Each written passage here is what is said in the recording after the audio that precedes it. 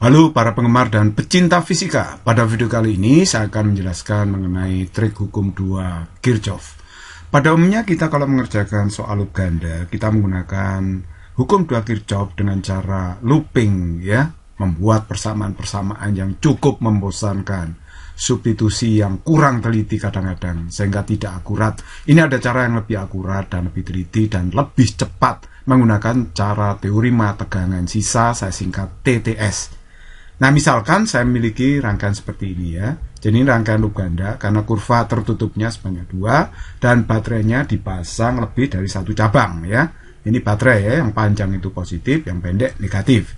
Pada masing-masing cabang ini ada hambatan ya, ada hambatan 6 ohm, 4 ohm dan 3 ohm. Pada masing-masing cabang ini juga ada GGL ya. GGL baterai misalkan gitu, bisa juga aki gitu ya. Loop ganda itu punya 2 titik cabang. Nah, ini titik cabangnya, saya beri tanda A dan B. Titik cabang itu adalah pertigaan ya, atau bentuknya huruf T ini loh, kayak huruf T. Nah, ini namanya titik cabang ya. Oke, nah loop ganda itu pasti punya 2 titik cabang ya. Oke, cuma bentuk loopnya itu bisa kotak, bisa segitiga, bisa trapesium, terserah. Kalau ini berbentuk kotak ya. Nah, sekali lagi kalau kita mengerjakan dengan hukum 2 Kirchhoff, maka kita bikin loop-loop gitu ya. Terus kemudian kita menerapkan hukum 2 Kirchhoff yang cukup lumayan rumit dengan melibatkan substitusi eliminasi baru ketemu. Nah, kalau menggunakan cara TTS itu sangat simpel sekali. Nah, caranya kita sebenarnya ngitung dulu berapa tegangan titik cabang. Kalau tegangan titik cabang ini sudah ketemu, nggak masalah mencari harus cabang itu seperti secepat membalik telapak tangan ya. Oke, jadi caranya kita umpamakan dulu arah arusnya dari A ke B misalnya. Semua cabang arah arusnya dari A ke B.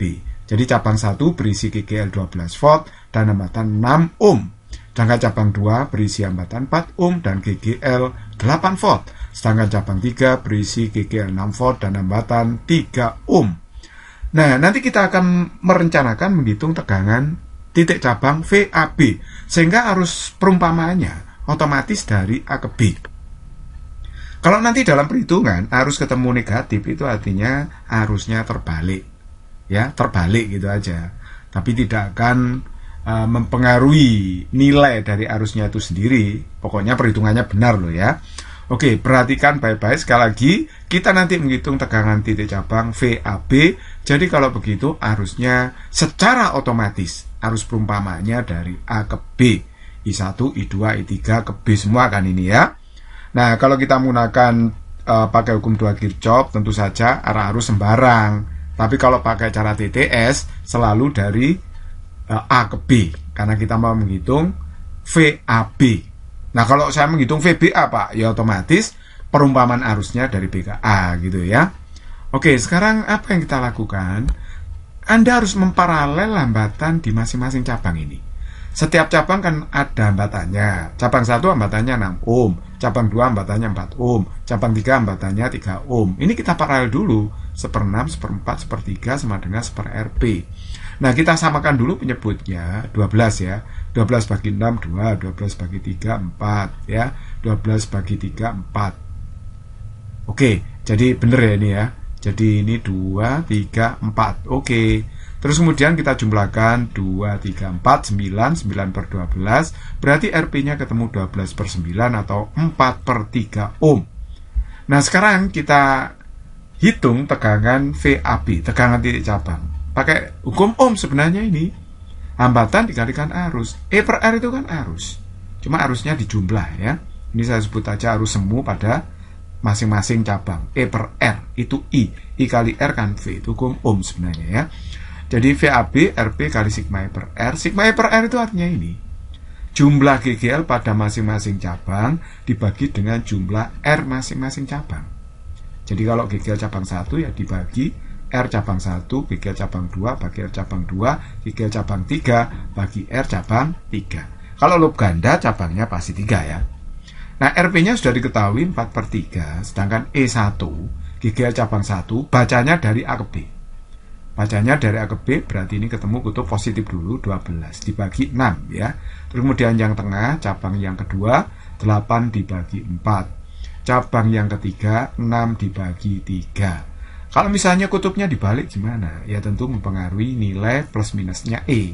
Kalau misalnya yang 12 watt ya, negatifnya di atas, plusnya di bawah, ya tandanya di sini jadi min 12 kan. Karena bacanya dari A ke B, gitu ya. Oke, sekarang perhatikan berapa ini? 12 bagi 6 itu 2, 8 bagi 4 2, 6 bagi 3 2. Jadi 2 tambah 2 tambah 2 berarti 6, ya dah. 6 dibagi 3, 2 kali 4 berarti 8. 8 volt berarti ya. Nah, kalau sudah ketemu tegangan titik cabang, kalau mencari arus cabang itu gampang. Kalau mencari arus cabang I1, ya tegangan VAB yang kita hitung tadi berapa, tegangan titik cabang, dikurangi GGL di cabang 1. Nah, ini pembilangnya ini saya namakan sebagai tegangan sisa. Makanya saya sebut teorema tegangan sisa ya. Karena yang pembilang ini saya sebut sebagai tegangan sisa. Sisa tegangan di cabang. Jadi tegangan titik cabang dikurangi GGL di cabang itu dibagi jumlah R cabang itu. Karena I1 berarti ini GGL cabang 1, sigma R-nya juga cabang 1. Nah, VAB-nya adalah 8 tadi ya. Jumlah GGL cabang 1 adalah 12. Jadi kita bacanya A ke B berarti ketemu kutub positif 12. Jadi dikurangi 12, jumlah R cabang 1 itu 6. Cuma satu hambatan yaitu 6. Jadi kalau begitu ini hasilnya adalah berapa ya? Kalau dihitung berarti hasilnya kan min 2/3. Karena ini kan min 4/6. Berarti min 2/3 ampere. Tanda min menunjukkan bahwa arus itu sesungguhnya bukan dari A ke B tapi B ke A. Karena ini tandanya negatif. Jadi kalau Anda ditanya berapa arus I1, ya jawab 2/3 ampere. Kemana arahnya? B ke A. Karena ini negatif. Melawan arus perumpamaan. Jadi arusnya terbalik tapi nilainya ya 2/3 ampere.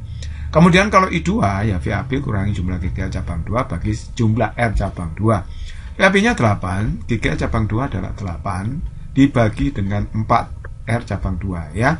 Jadi ini 0 karena 0 dibagi 4 itu 0. Nah, dimungkinkan pada rangkaian tertutup arusnya itu 0. Jadi tidak selalu ada ya, jangan heran. Dalam rangkaian tertutup itu arusnya bisa 0 seperti ini.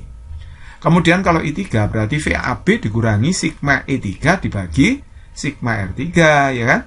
Nah, VAB-nya 8 dari tadi ya. Kemudian jumlah GGL cabang 3 itu adalah 6 ya. Kemudian R cabangnya itu 3. Jadi kalau begitu saya kurangkan ini berapa? 2/3. 2/3 ampere. Nah, I1, I2, I3 itu perhitungannya bisa dikontrol benar atau salah. Caranya gimana? Tahu benar salahnya? Kita jumlahkan semuanya. Kalau arus I1 tambah I2 tambah I3 itu ternyata 0, berarti I1, I2, I3 itu sudah benar. Coba jumlahkan. Min 2/3 ditambah 0 ditambah 2/3 kan 0 hasilnya. Berarti kalau begitu I1, I2, I3 itu memang benar nilainya. Oke, seperti itu. Ternyata sangat mudah sekali ya, daripada kita terjebak substitusi, eliminasi, membuat persamaan-persamaan looping yang begitu membingungkan ya, loop yang begitu membosankan. Ini cara alternatif kalau kita menjumpai soal-soal yang sifatnya pilihan ganda sederhana ya, A, B, C, D sampai E itu. Oke, baik. Kalau begitu, jika sudah mengerti, kita lanjutkan soal nomor 2. Nah, nomor 2, ini titik cabangnya yang mana ya? Ini loop ganda juga. Titik cabangnya itu berupa apa? Berupa pertigaan, kayak huruf T ini ya. Ini titik cabang yang pertama saya beri nama A, titik cabang yang kedua saya beri nama B. Nah, di setiap cabang ini apa ada R-nya? Kalau kita lihat, anggap cabang 1 ini R-nya 6 ohm, cabang 3 R-nya 3 ohm, cabang yang ini nggak ada R-nya. Nah, berarti kan arusnya nanti saya umpamakan selalu dari A ke B ya, karena saya menghitung VAB nanti. Jadi walaupun tidak digambar, arus perumpamaannya selalu dari A ke B, karena saya akan menghitung tegangan titik cabang VAB gitu ya. Oke, saya hitung paralelnya berapa R-nya. Oh, cabang 1 6 ohm, cabang 2 3 ohm, cabang 3 nggak ada. Sepernol itu tak hingga ya. Jadi ini hasilnya tak hingga. Kalau begitu RP-nya berapa? Oh, 0. Waduh, 0 terus kalau begitu caranya. Kalau RP-nya error ya sudah, kita ngitung VAB tidak usah pakai hukum ohm, pakai rumus umum perhitungan tegangan 2 titik. VAB sama dengan sigma E plus sigma IR. Di sini yang tidak ada hambatannya adalah cabang yang ketiga. Kita lewat sini. Nah, menghitung VAB itu artinya bahwa Jalan yang merah ini adalah jalan tol karena tidak ada hambatan. Jadi kalau kita hitung pakai rumus ini, sigma I-nya kan 12. I3-nya nggak tahu, mau dihitung. Sedangkan R yang dilewati mana? Nggak ada, 0. Jadi kalau langsung ketemu tegangan titik cabang adalah 12 volt. Jadi kalau rangkaian loop ganda dengan salah satu cabang R-nya tidak lengkap, itu perhitungannya lebih mudah gitu ya. Lebih enak, lebih cepat. Jadi kalau kita mau menghitung I1 karena tegangan titik cabang sudah ketemu, ya I1 itu VAB kurangi sigma I1, ini tegangan sisanya dibagi sigma R1. Jadi VAB-nya kan 12, jumlah GGL pada cabang 1 kan 10, dibagi dengan jumlah R pada cabang 1 6. Berarti kalau begitu berapa nih? 2/6 sepertiga ampere. Kalau I2 ya VAB kurangi jumlah GGL cabang 2 dibagi sigma R2. Berarti VAB 12, sigma I2 itu 11 dibagi 3, berarti sepertiga. Nah, kalau kita menghitung I3, VAB kurangi sigma I3 bagi sigma R3 ya apa? Berarti 12, cabang 3 12. Nah, jumlah R pada cabang 3 nggak ada, 0. Berarti 0/0, apa ini? Nggak boleh ya. Dalam matematika ini hasilnya kan tidak tentu. Kalau dihitung pakai kalkulator, pasti jawabannya E, artinya embuh, nggak tahu jawabannya ya. Nah, karena kalkulator bingung 0/0 itu berapa, maka kita pakai rumus ini. Dari mana sih rumus ini sebenarnya? Ini dari hukum 1 Kirchhoff. Lihat titik A ya, hukum 1 Kirchhoff. Jumlah arus yang masuk ke titik cabang kan harus sama dengan yang keluar. Yang masuk ke titik A itu tidak ada. Atau boleh kita lihat titik cabang B wis. Kalau titik cabang B, jumlah arus yang masuk kan I1, I2, I3. Itu yang masuk dijumlahkan kan. Yang keluar dari titik B ada? Nggak ada, makanya 0 di sini. Makanya I1 plus I2 plus I3 sama dengan 0. Ini bukan rumus ngarang, tapi dari hukum 1 Kirchhoff. Nah, sekarang coba I1-nya sepertiga tadi ya. Masukkan. I2 sepertiga. Masukkan. I3 ditanyakan. Berarti I3 adalah min 2/3 ampere. Loh, kok I3 arusnya negatif? Kalau tandanya negatif, arusnya bukan dari A ke B. Arus sesungguhnya dari B ke A. Jadi kalau ditanya arah arusnya kemana? I3 yang benar ya dari B ke A karena ini negatif. Kalau arus I1 I2 sudah benar karena positif. Arah arus I1 A ke B betul. Arah arus I2 A ke B juga betul karena ini positif ya. Oke, seperti itu. Jadi kalau rangkaian R-nya tidak lengkap malah enak, cepat menyelesaikan soal kita ya. Oke, yang nomor 3. Nah, ini bagaimana kalau di cabang itu ada lebih dari 1 R, lebih dari 1 GGL, baterainya dibolak-balik seperti ini. Di soal juga sudah ada arus perumpamaannya. Kalau ada arus perumpamaannya, ngapain kita pikirin? Gak usah dipikirin ya, kita bikin arah arus perumpamaan sendiri. Ini titik cabangnya A dan B. Dari tadi kok namanya A dan B aja, boleh Pak PG, boleh wong nama aja ya. Oke, sekarang mari kita lihat ya. Kita umpamakan arus di setiap cabang dari A ke B. Meskipun dalam soal ini sudah ada arusnya I1, I2, I3, ya kan? Tidak masalah. Oh, ya kan? Nah, sekarang mari kita lihat. Kalau mencari I1, I2, I3 itu sangat gampang sekali. Kita lihat dulu ya. Cabang 1 itu R-nya ada 2 ohm. Cabang 2, 3 ohm. Cabang 3 itu 4 tambah 8, 12 ohm. Jadi semua cabang ada R-nya. Kita bisa menghitung R paralelnya. Jadi di paralel dulu ya. Jadi ini setara dengan rangkaian R paralel, bukan berarti paralel sungguhan, setara ya dengan itu. Jadi 1/RP sama dengan 1/2 plus 1/3 plus 1/12. Jadi ini 12-nya disamakan aja. 12 bagi 2, 6. 12 bagi 3, 4. 12 bagi 12, 1. Jadi ini 11/12. RP-nya dibalik, 12/11 ohm. Terus kita hitung VAB-nya pakai rumus hukum ohm ya. Karena apa? Karena RP-nya terdefinisi ada di sini ya. Jadi RP kali sigma E per R VAB-nya. Jadi artinya ya RP kali ini ya. Oke, kita masukkan aja 12/11 RP-nya. Kemudian kita masukkan E1 GGL cabang 1. Berjalan dari A ke B. Berjalan dari A ke B. Kan 14 positif ketemu dulu ya. Dibagi dengan R cabangnya 2. Terus kemudian yang cabang tengah, cabang 2. Berjalan dari A ke B. Ketemu kutub positif 12, yang ini negatif. Makanya 12 positif min negatif dibagi R cabang 2, 3. Nah ini. Kemudian yang cabang ketiga, GGA-nya adalah 12 positif, bacanya dari A ke B ya. Kemudian dibagi R cabangnya 8 tambah 4, ya kan? Nah ini berapa hasilnya? 12 kalau Anda hitung. Loh kok bisa Pak? Nah coba, 14 bagi 2 itu 7, ya kan? Kalau ini 9 bagi 3 berapa? 3, 10. 12 bagi 12 berapa? 1. 10 tambah 1 berapa? 11. 11 bagi 11 entek, hilang, tinggal 12. Ini hasilnya 12 watt ya. Oke, nah sekarang kalau mencari I1 gimana? Karena tegangan titik cabang ketemu ya sudah. Kita sambil korah-korah aja bisa ini ya, sambil kelesetan bisa menghitung I1. I1-nya ya VAB dikurangi sigma I1 per sigma R1. Jadi VAB-nya berapa ini? 12. Nih 12 taruh. Sigma E1 baca dari A ke B.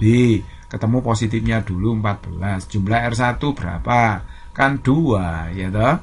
Jadi kalau gitu ini min 2 per 2 berarti min 1 ampere. Kok min tandanya?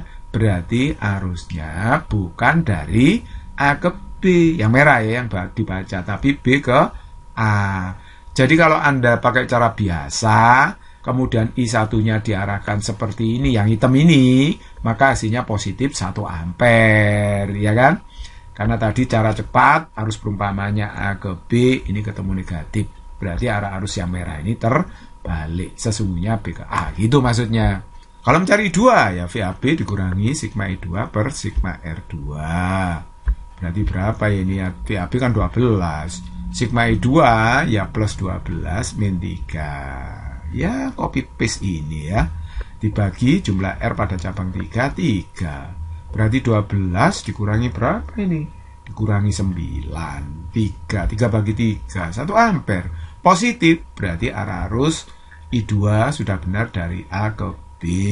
Kalau teman Anda mengumpamakan arah arus I2-nya dari B ke A, I2, maka nanti I2-nya ketemu negatif 1 gitu ya, kalau hitungannya benar. Kalau I3 itu berarti VAB tegangan titik cabang kurangi jumlah giga cabang 3 bagi sigma R3. Jadi VAB-nya tadi kan 12. Kita jalan dari A ke B ketemu 12. Jadi dikurangi 12 nanti dibagi R cabangnya.